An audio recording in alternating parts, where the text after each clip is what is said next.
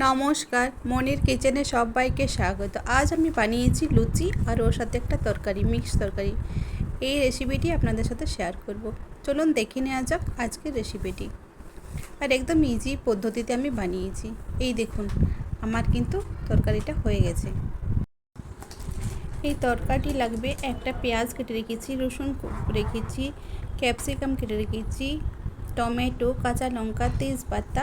এইখানে আমি এই যে দেখুন একটু কুমড়া, আলু আর কতগুলো বুটের ডাল আমি এখানে ভিজিয়ে রেখেছিলাম আধ বাটির মতো। এই দেখুন আমার ভিজেও গেছে। আর এটা ভালো করে আমি ধুয়ে এবারে কুকারে, এই দেখুন কুকার নিয়ে নিয়েছি। এবারে আমি তেল দিয়ে বসিয়ে দেব। আর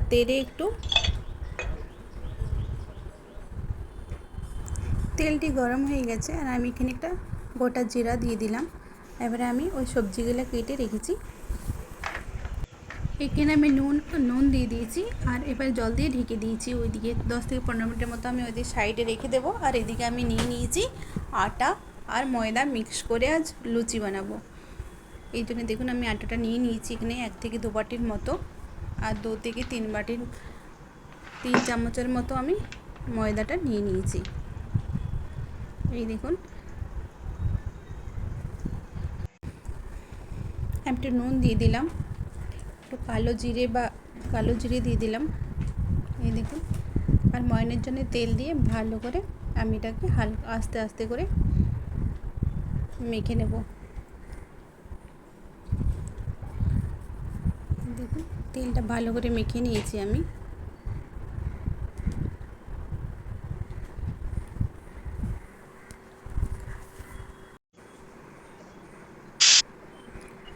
ভালো করে জল দিয়ে হালকা হালকা জল দিয়ে মেখে নিয়েছি। এবার এটা ভালো করে মেখে আমি সাইডে একটু তেল লাগিয়ে রেখে দেবো সাইডে। হালকা করে তেল দিয়ে রেখে দেবো সাইডে। এখানে আমি কড়াই নিয়ে নিয়েছি আর আমি সরষের তেল দিয়ে দিলাম।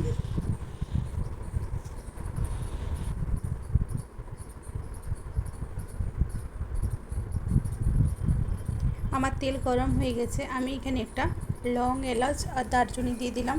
আর উপর থেকে একটা তেজপাতা দিয়ে দিলাম, একটু হিং দিয়ে দিলাম, গোটা জিরা আর যেগুলো আমি কেটে রেখেছিলাম লঙ্কা, কাঁচা লঙ্কা কেটে কুচি কুচি করে রেখেছিলাম সেটা দিয়ে দিলাম।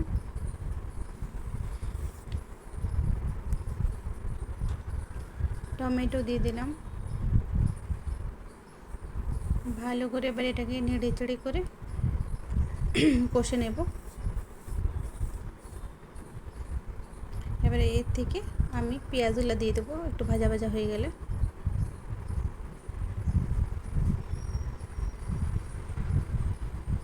ক্যাপসিকাম, পেঁয়াজ সব এবার আমি সাথে দিয়ে দেবো।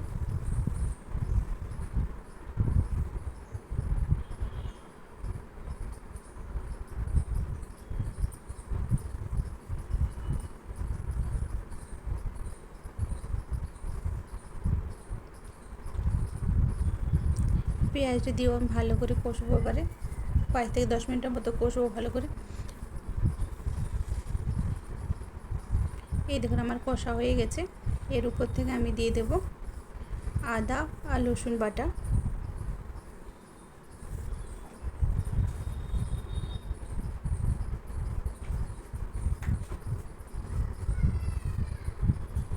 যারা পেঁয়াজ আর রসুন খান না তারা পেঁয়াজ আর রসুনটা স্কিপ করতে পারেন। জল দিয়ে দিলাম, একটু হালকা করে কষে নেব। উপর থেকে দিয়ে দিলাম হলুদ গুঁড়ো, জিরে লঙ্কের পাউডার,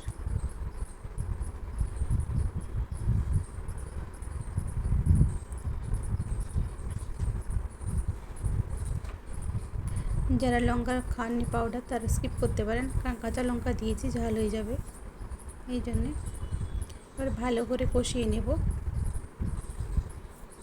মশলাটি ভালো করে কষিয়ে নেওয়া হয়ে গেলে আমি ওই কুকারে যে সিদ্ধ করে রেখেছিলাম সেই সবজিগুলি আমি এর মধ্যে দিয়ে দেবো।